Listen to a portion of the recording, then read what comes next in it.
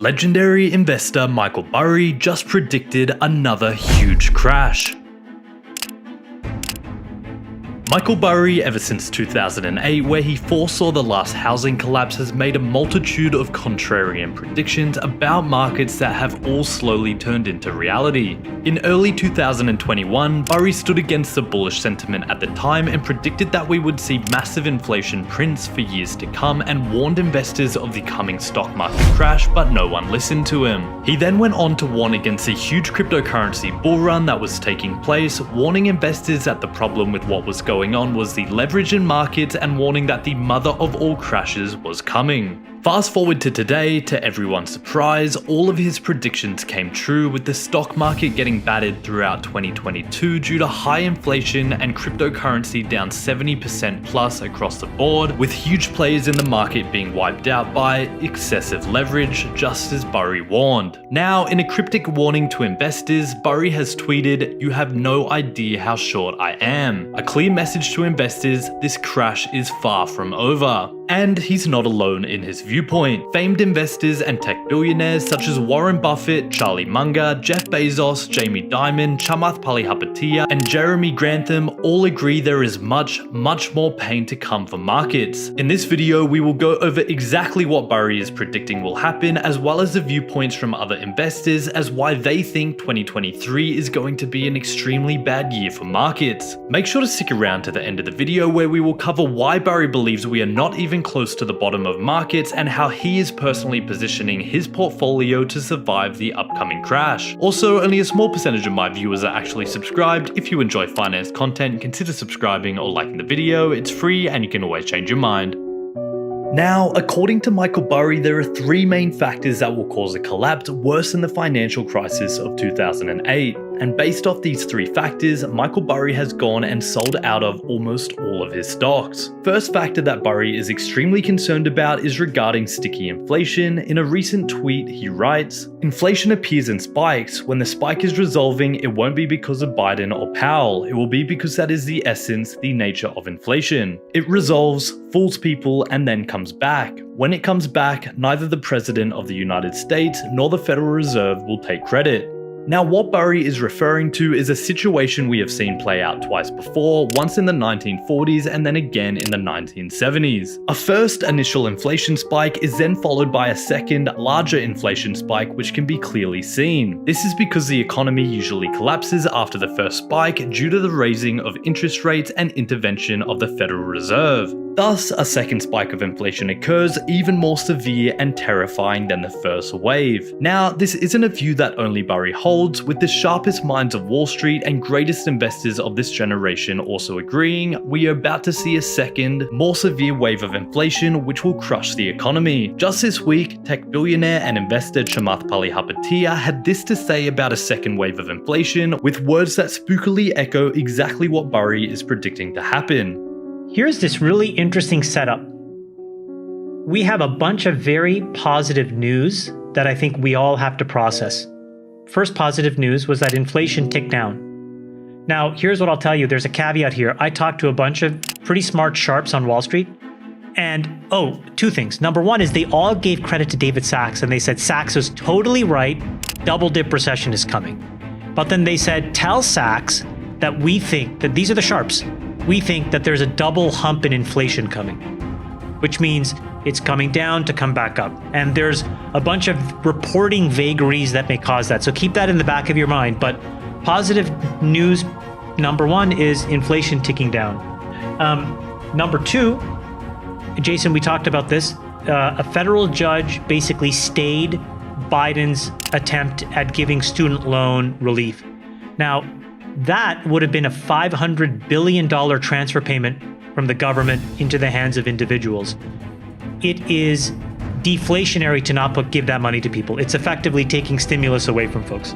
Number three, it looks like we're headed towards a split government, which means that we are not probably going to see any more stimulus over the next 2 years. Number four, Ukraine wins in Kherson. I hope I'm pronouncing that right. Number five, the United States announced yesterday through the Wall Street Journal that they had essentially said no to Ukraine's request for advanced drones. And they said to Ukraine, essentially, you need to go and negotiate an end game here. And number 6, China has started to relax its COVID policies, and Xi is pivoting to economy first. I think if you take them together, what it says is that, wow, there's the potential for a lot of great positive developments over the next 6 or 9 months. And I don't think that was adequately priced in the market. But here's the problem, and this is why we've been rallying.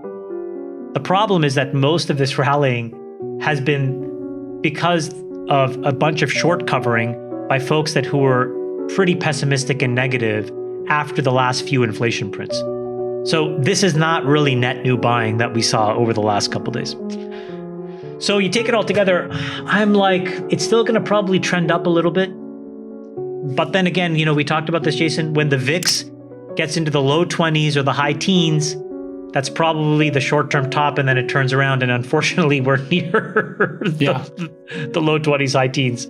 So that's kind of my thought on things right now. So that is the first factor that has Burry extremely concerned about markets, a second wave of inflation. However, the second factor is perhaps an even more serious issue. The White House recently redefined what a recession is in July of 2022. One of the main points of this act was that despite being in a technical recession, which is defined as 2 quarters of negative GDP growth, the unemployment rate was at 3%, which is at an all-time low. In 2020, the unemployment rate was 15%, therefore 3% is extremely bullish for the economy. The basic premise is that because unemployment is so low, workers are not being laid off and the economy is strong. However, this presumption is dangerously wrong. The unemployment rate is actually a very poor indicator of the true health of the economy, as it is a lagging indicator of a recession. Hence, if the unemployment rate is at an all-time low at the moment, it will increase in the near future as the economy collapses. This is unfolding before our very eyes, as we are seeing layoffs all across the board, with even historic layoffs coming from all the big tech giants. Google, Apple, Amazon, Twitter, and Meta are all laying off huge amounts of tech workers for the first time in their history. Burry commented on this in a recent tweet. The white-collar employment bubble is bursting right before our eyes, and the longer it takes the redundancy to disappear, the more permanent the decline in employment will be. Working from home will in time be seen as a culprit. The approaching sky-high unemployment rates are going to affect the entire economy in the near future. However, there is a third and final factor Burry believes is the most terrifying issue facing markets at the moment, and that is margin. Margin, for those not well versed with the concept, is essentially when investors take out loans or borrow money in order to buy investments, potentially increasing their returns when asset prices go upwards. However, where margin gets to be so pernicious is in a down cycle as asset prices continue to fall. The reason for this is as prices plummet, investors get margin called and brokers are forced to sell off their positions. This can trigger a cascading effect in which other investors' margin calls get hit, forcing them to sell, which triggers another margin call, and so on it goes. Margin works great in a bull market, however in a bear market it is extremely destructive and can wreak havoc on markets. The scariest part of all this is at the moment we're on the verge of the largest bubble of margin in history. This is a situation that is best outlined by Chief Investment Strategist Jeremy Grantham, who not only foresaw the 2008 housing bubble, just like Burry, but also the dot-com bubble of 2000. In a recent interview, he echoes the words of Burry on how this is going to be the largest unwinding of any bubble he has ever seen before. I only specialize in what I call the really great bubbles. If you go back to 1929 to 2000, to Japan, and the housing part of the housing bubble. And you ask, how did conditions look? Profit margins looked great. The forecast was great. There was no chance of a recession. A few months ago, smart people were saying there was a 20% chance of a recession in 3 years. I mean, it is quite amazing. And what happens after the bubbles break is there's always a recession pretty quickly. And people never get it. People never forecast it. And along with the recession comes a drop in profit margins. Going into the bubbles breaking, profit margins are always at a peak. Bubbles don't peak for no reason. They peak because economic conditions are nearly perfect. And that includes low inflation and high profit margins. And the first thing to go in a recession, of course, is the profit margin. And that is very likely to happen this time. We should be in a recession, mild or severe is the question, but we should be in some sort of recession fairly quickly, and profit margins from a real peak have a long way that they can decline.